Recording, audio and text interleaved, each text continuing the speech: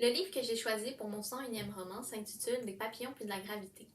Il a été écrit par Alexandra Larochelle puis a été publié en 2015 aux éditions Libre Expression. Le livre n'a jamais reçu de reconnaissance, disons, officielle. On peut le retrouver sur le site Sophiely, pour lequel on lui a attribué une note de 4 Sophies sur 5, ce qui équivaut à Sophie a aimé ce livre.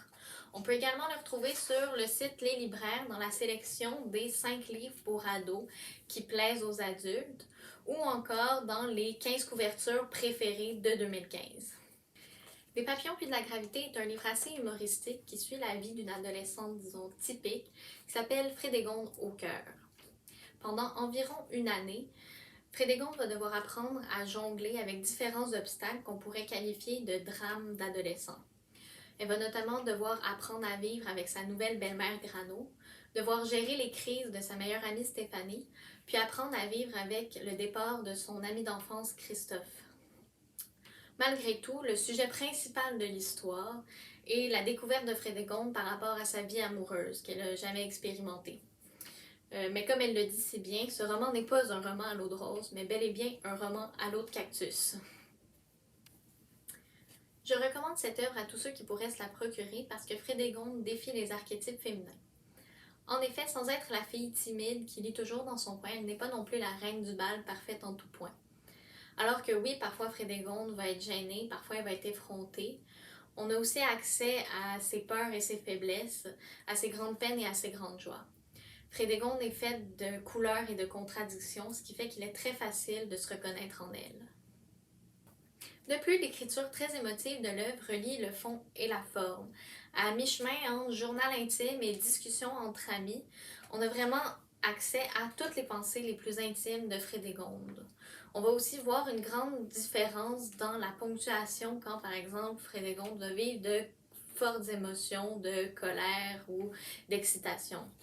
À ce moment-là, tout le texte va être écrit en grosses majuscules pour mettre l'accent sur cet épisode-là. Finalement, une des raisons pour lesquelles j'aimerais que tout le monde puisse lire Des papillons puis de la gravité, c'est que c'est un des livres les plus drôles que j'ai jamais lus. C'est vraiment une œuvre qui a marqué ma propre adolescence, que j'ai relue à de nombreuses reprises, puis que j'ai traîné un peu partout au point de l'abîmer. Avoir accès aux pensées les plus profondes de Frédégonde, autant à ses bêtises qu'à ses maladresses, donne un côté très humain à l'œuvre. Il n'y a aucun moment dans l'histoire où tout se passe à merveille. Il y a toujours quelque chose qui va mal tourner ou tourner au ridicule. Ce qui rappelle que rien dans la vie n'est un conte de fées. Finalement, j'aimerais terminer ma présentation avec un extrait du livre, mon extrait préféré en fait.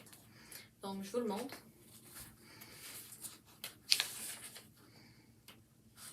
Comme vous pouvez le voir, c'est des pages blanches.